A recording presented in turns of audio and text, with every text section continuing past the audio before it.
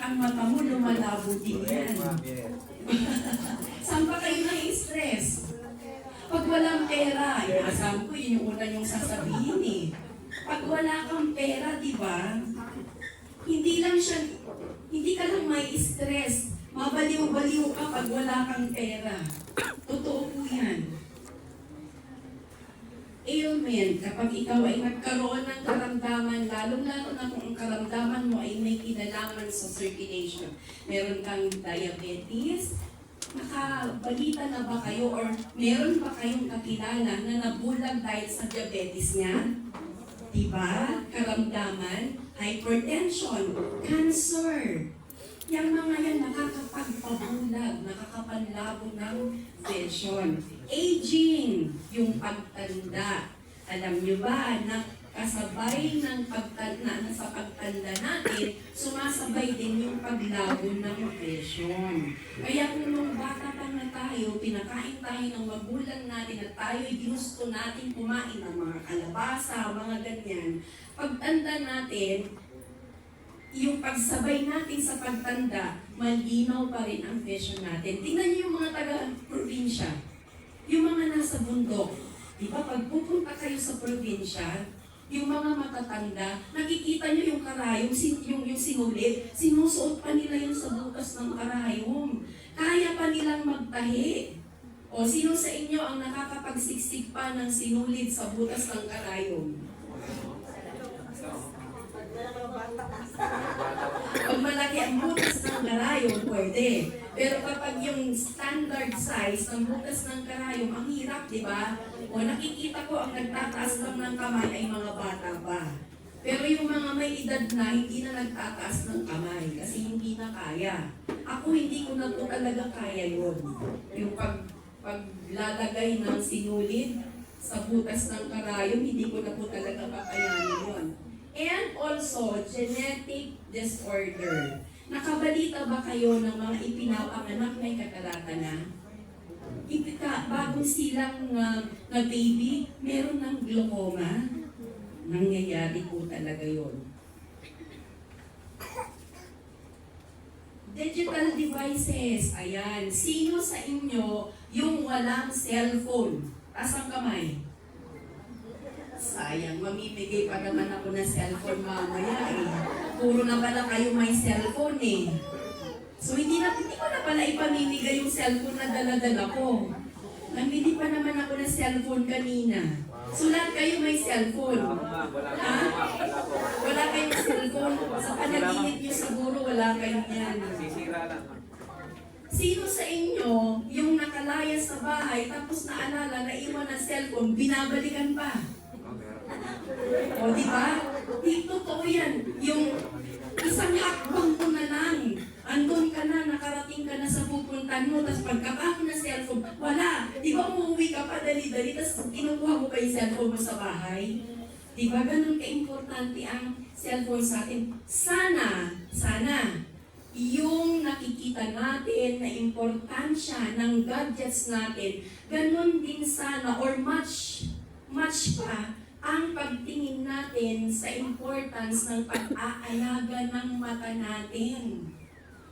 Ginagastusan natin yung pagbili ng cellphone, pagka mahal-mahal, pero magkano yung iron spec 8 ay ang mahal. Pero pag nakita mo yung cellphone niya, worth 50,000. Kaya niyang bumili ng sisira sa mata niya, pero hindi niya afford bumili ng magpuprotekta sa mata niya. That's the irony. Tama ba yung sinasabi ko? Tama, di ba? Tinamaan ba kayo doon? Also, baka hindi niyo alam, even yung pagsusuot ng salamin na merong grado ay meron ding effect sa mata. Hindi niyo pa napapansin. Ito, gumawa kayo ng experiment. Yung salamin mo na degrado, isuot mo. Okay? And then, tanggalin mo siya. Pagkatanggal mo ng salamin mo na degrado, ano ang nararamdaman mo sa mata mo at saka sa ulo mo? Masakit. Masakit. Sobrang masakit. Alam ko yan. Bakit ko sinasabi yan? Dahil bago po dumating si Iron Spec sa buhay ko, ako po ay nagsasalamin na ang grado ay 250. napakataas, 100. Buti na lang, dumating si Ion Spec sa Pilipinas. Kaya yung 250, hindi na siya lumala, hindi na umakyat. Pero alam niyo kung anong nangyari? For 5 months, sinuot ko si Ion Spec. Yung 250 na grado ng mata ko went down to 200. O, di ba? Sino magpapaliwanag nun na doktor?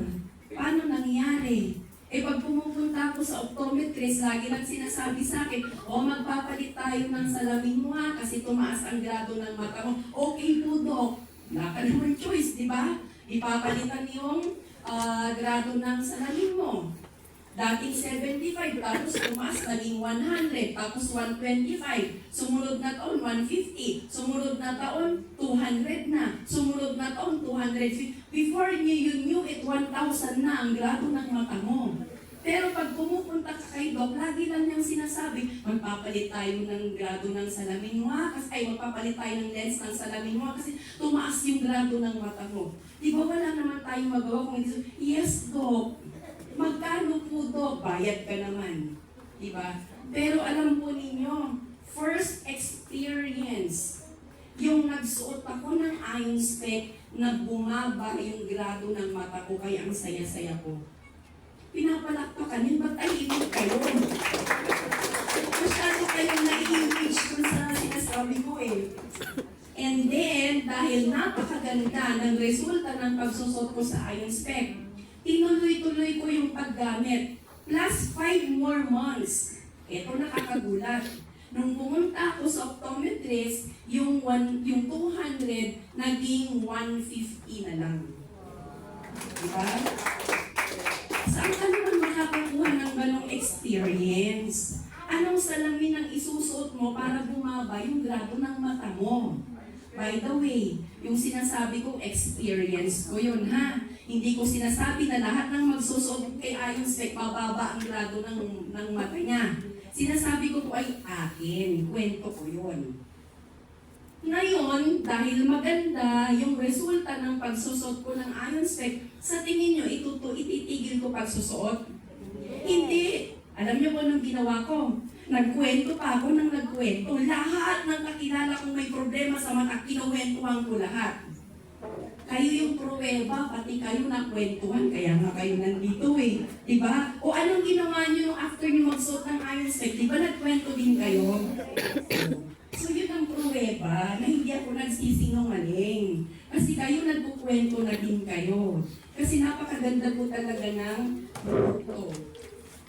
So with all the facts presented, yung mga sinabi ko mula nung umpisa, ano yung mahalaga, ano yung natatakot ka mawala sa'yo, ano yung mga dahilan, ano yung mga mangyayari kung nawalan ka ng vision, and ano yung mga pwedeng manakit sa mata mo. With all those facts, can you tell if caring for your eyes can be included at the top of your priority?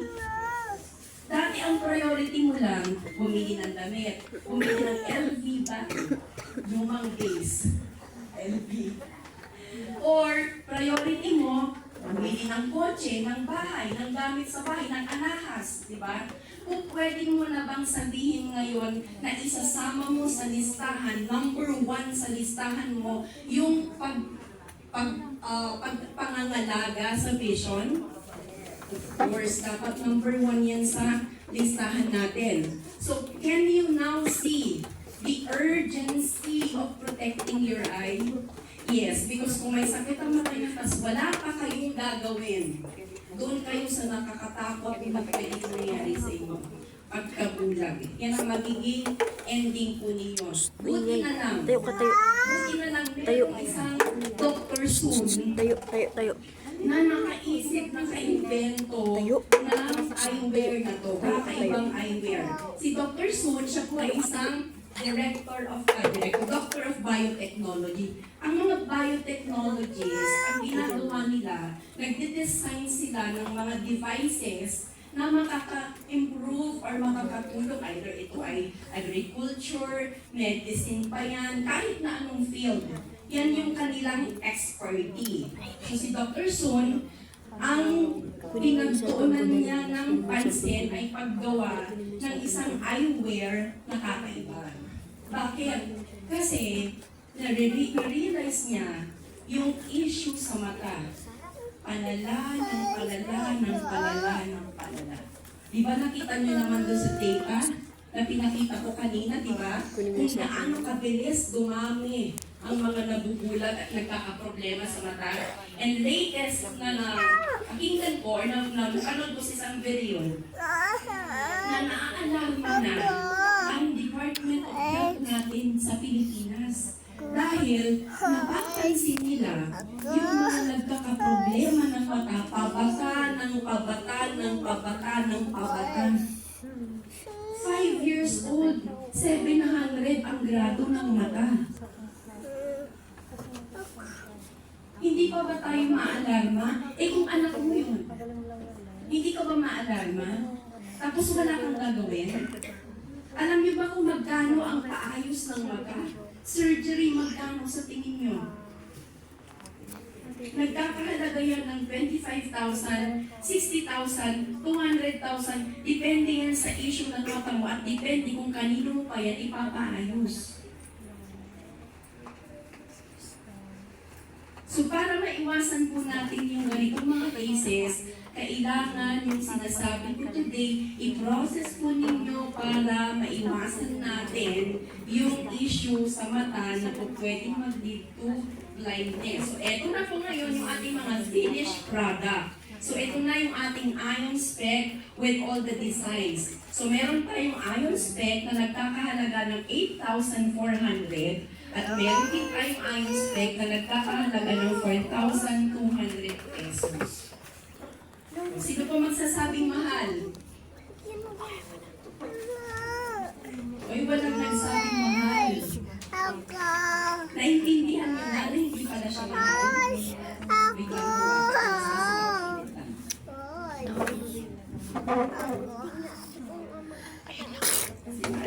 Ito, ito.